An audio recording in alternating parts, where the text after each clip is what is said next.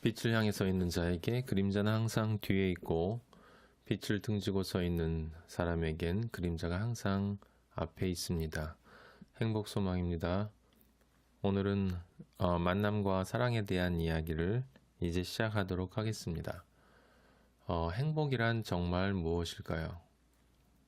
말씀드린 것처럼 모든 사람이 행복을 그리워하고, 모든 사람이 매일매일 쉼 없이 나름대로 행복을 찾아다니지만, 정말 정작 만나서 잠시 행복이 뭐냐고 질문을 하면 선뜻 대답하는 사람이 별로 없고, 또 대부분의 사람들이 별로 행복하지 않은 인생, 우리가 살펴본 것처럼 불행이 잠시 멈추는 것을 행복이라고 착각하며,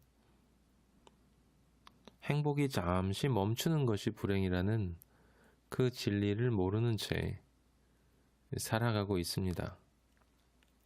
가장 심각한 문제는 그것을 정상으로 알고 살아가고 있다는 것이죠.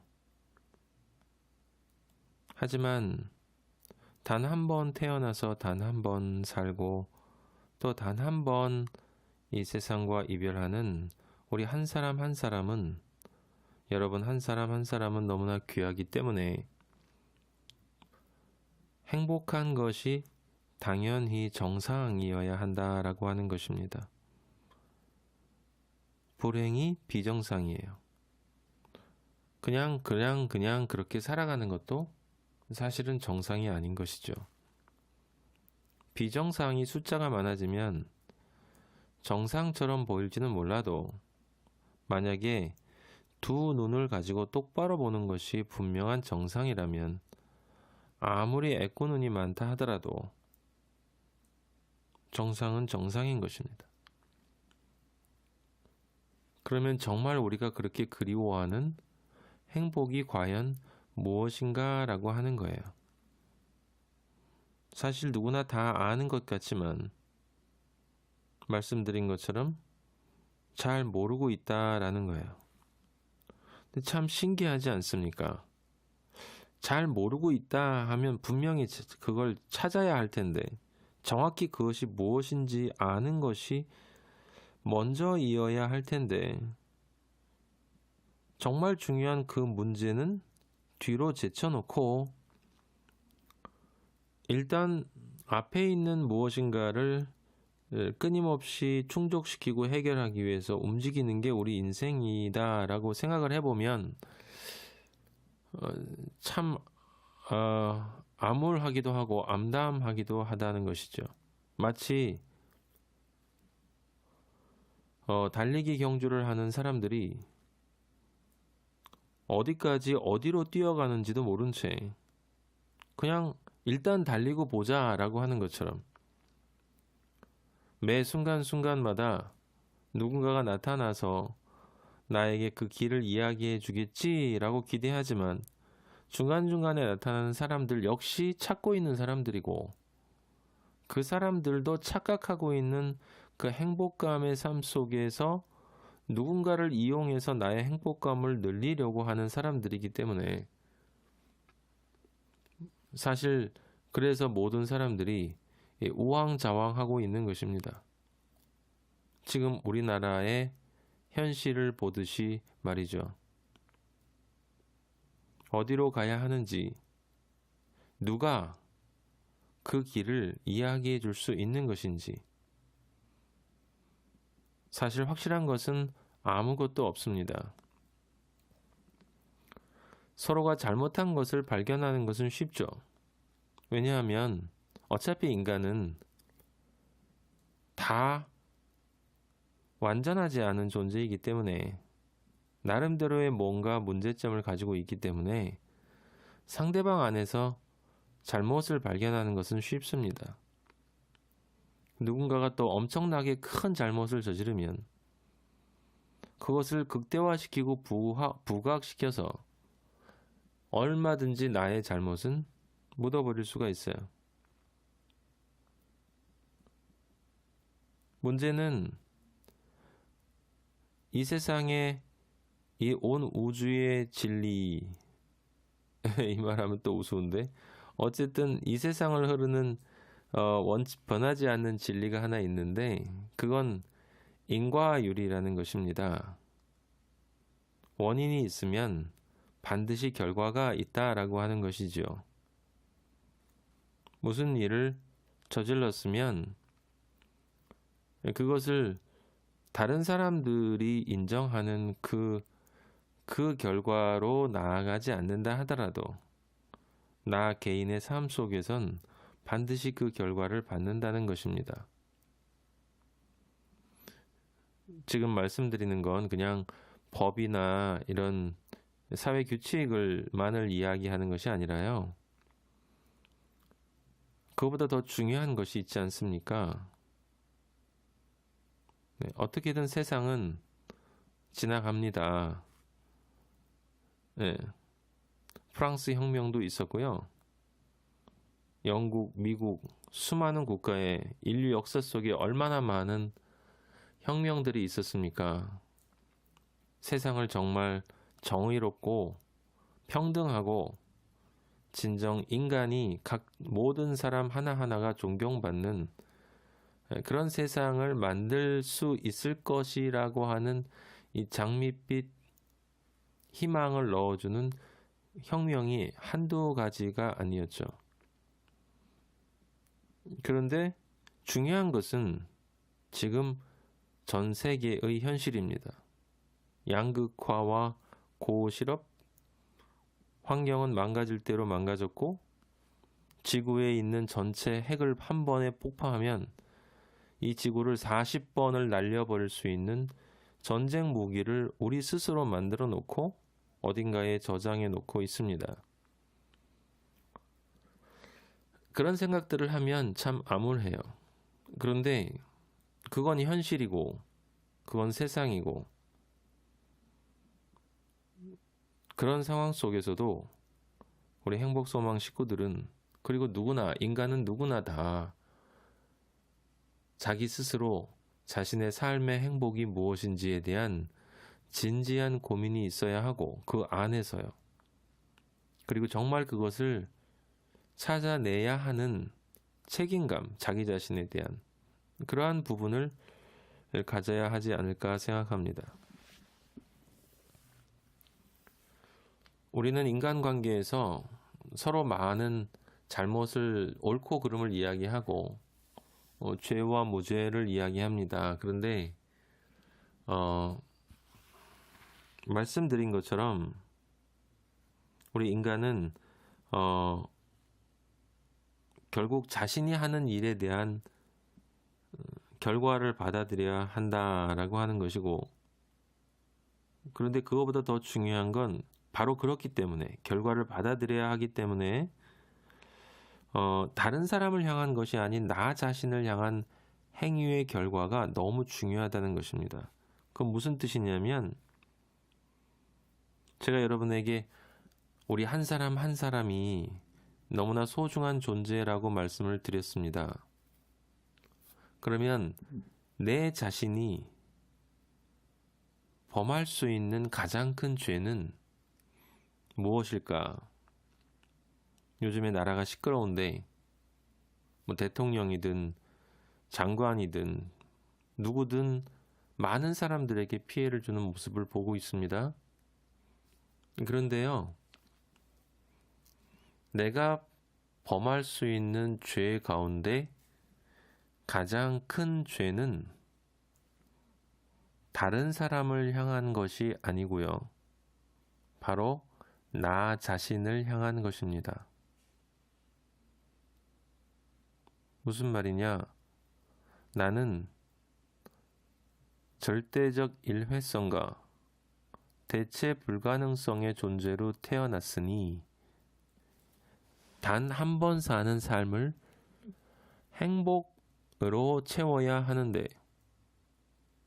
그 행복이 무엇인지에 대해서도 관심이 없고 그냥 흘러가는 대로 살면서 내 인생, 내 삶 자체를 실질적으로 등한시하는 그 삶을 사는 존재는 설사 그가 가시적인 삶의 차원에서 남들이 볼 때 아무리 화려하게 산다 하더라도 내 자신에게서 행복을 박탈한, 삶의 의미와 가치를 박탈한, 그래서 내가 태어났으면 정말 내가 살아야 할 그 모습으로 살아야 하는데, 그것이 행복한 존재인데 전혀 그렇지 못한 존재로 살도록 내 자신의 삶을 방기한 것. 사실은 그것이요, 인간이 범할 수 있는 가장 큰 죄고, 그 죄는 또 많은 사람들이 범하고 있는 것이기도 합니다. 우리들은 그러지 않았으면 좋겠습니다. 그렇기 때문에 행복이 정말 무엇인지 알아야 하는 것입니다.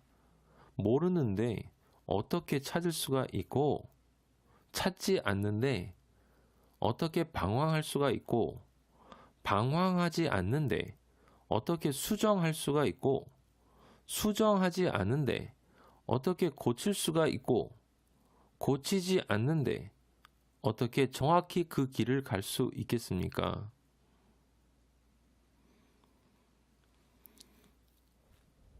행복은 그렇게 복잡한 것이 아닙니다. 그 자체로는요, 여러분들이 가장 행복했던 때가 언젠지를 생각해 보세요.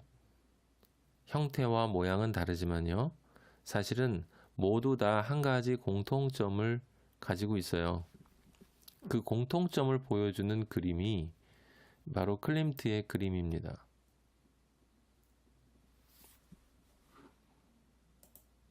말씀드린 것처럼 자크 라칸 같은 또는 수많은 심리학자들은, 일반인들도 마찬가지고요, 인간에게 가장 행복한 순간이 언제인가?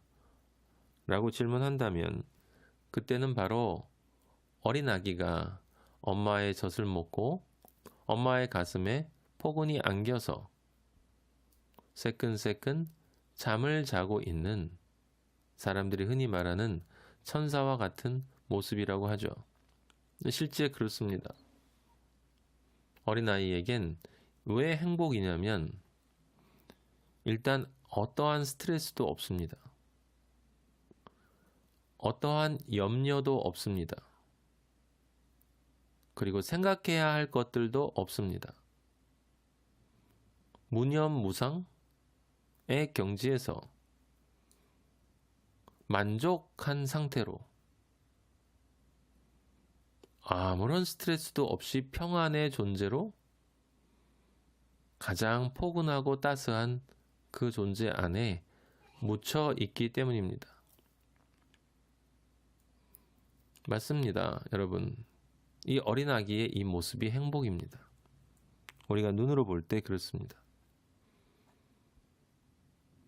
실제 사람들이 정말 행복한 것을 느낄 때는 이 엄마가 이 아기에게 주는 것과 같은 그런 상태의 존재 양식을 부여해주는 누군가를 만날 때, 또는 그렇다고 믿을 때 그 사람이 행복해 합니다.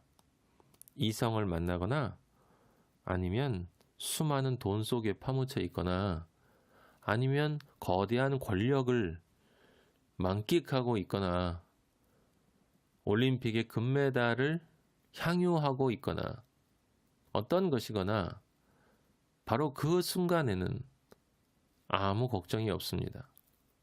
모든 것을 가진 것 같고, 모든 욕망이 충족된 것 같고, 완전한 만족의 상태에 있는 것입니다.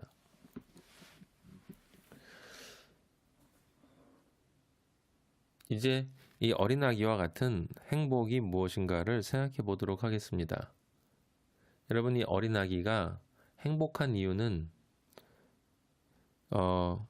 그런 존재를 만났기 때문입니다.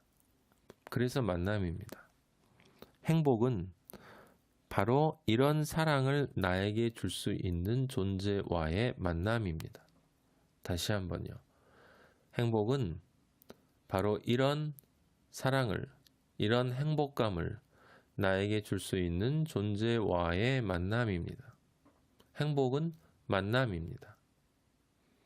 근데 우리는 보통 행복이라고 하는 것이 그냥 만남이 아니라 사랑하는 사람들 사이의 만남이라고 생각합니다. 하지만 사랑하는 사람들 사이의 만남이라는 말은 쉬운 말이 아니에요. 굉장히 어려운 말입니다. 또 어려운 일입니다. 그래서 누구나 다 알지만 사실 대부분 잘 모릅니다. 왜 그러냐면 우리가 정말 원하는 것, 이 아기가 엄마를 만난 게 행복이잖아요. 그러면 정말 우리가 원하는 것은 누군가를 사랑하는 것이 아니라요. 누군가로부터 사랑받는 것이거든요. 사랑받는 것이거든요. 수많은 사람들이 누군가에게 나 너를 사랑해 라고 이야기하지만 실제로는 그 말 속에 나 너로부터 사랑받고 싶어. 그것도 그냥이 아니라 바로 아기가 엄마로부터 받는 그 사랑처럼 완벽하게 나를 충족시켜 줄 수 있는 그런 존재로 나를 사랑해 주기를 원해 라는 뜻이거든요. 근데 어린 애기가 원하는 건 젖하고 따뜻한 가슴이잖아요. 그럼 되거든요. 근데 문제는 뭐냐면 나이 들고 지금 성인으로 행복을 찾아서 끊임없이 움직이고 있는 수많은 사람들이 어린 아기와 같은 그런 행복감으로 충만하기 위해서는 엄마로 안 된다는 거예요. 그 옆에 차도 있어야 되고 좋은 집도 있어야 되고 먹을 것도 여러 종류가 있어야 되고 우아한 분위기도 있어야 되고 한두 가지가 아니거든요. 그래서 어른들이 그런 존재를 만나기가 그렇게 힘든 것입니다.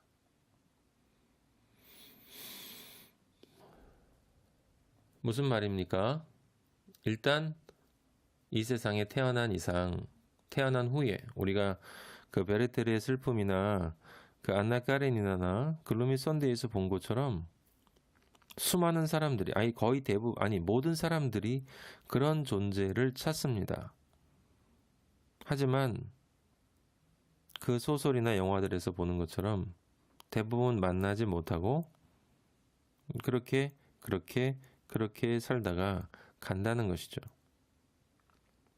그래서 우리는 이 엄마의 가슴에 안겨 있는 이 아기의 행복에 대해서 그가 엄마로부터 받아들이는 사랑에 대해서 좀 더 구체적이고 세밀하게 분석해 볼 필요가 있는 거예요. 정확히 알아야 된다는 뜻입니다.